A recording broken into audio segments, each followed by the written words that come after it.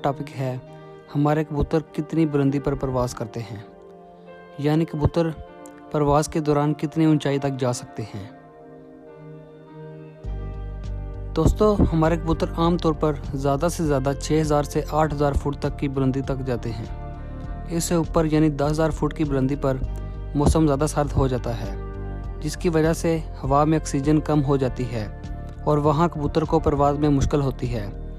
6 या 8,000 फुट की बुलंदी तक सिर्फ कसूरी या फ़िरोज़पुरी नस्ल के कबूतर जाते हैं। उसकी खास वजह यह है कि एक ये तो कबूतर दूसरे कबूतरों की निस्बत ज़्यादा गर्म खून के होते हैं, इसलिए ये कबूतर इतनी ज़्यादा बुलंदी पर जाकर प्रवास करते हैं, क्योंकि उस मौसम को ये बर्दाश्त कर लेते हैं।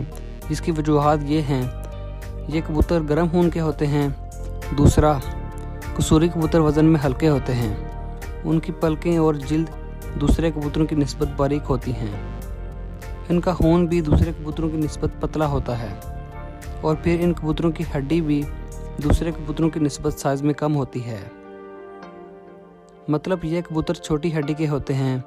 इन वजूहात की बिना पर ये कबूतर बहुत जल्द ऊपर चले जाते हैं और ज़्यादा बुलंदी पर जाकर प्रवास करते हैं, जबकि सियालकोटी कबूतर कम ऊंचाई पर जाकर उड़ते हैं। जिसकी वजह यह है, उनकी हड्डी और जिस्म कसूरी और फ़िरोज़पुरियों की निस्बत बड़ा होता है। जिल्द भी मोटी होती है। उनकी दुम पर परों से भी कुछ बड़ी होती है। उनका वज़न भी कसूरी और फ़िरोज़पुरियों की निस्बत ज़्यादा होता है। उनके पैरों का साइज़ कसूरी और फ़िरोज़पुरियों की निस्बत छोटा होता है और उनका खून भी उन कबूतरों से कुछ सर्द होता है। इन कबूतरों के कम बुलंदी पर उड़ने की सबसे बड़ी वजह इनकी हड्डी, जिस्म का साइज़ और पर हैं।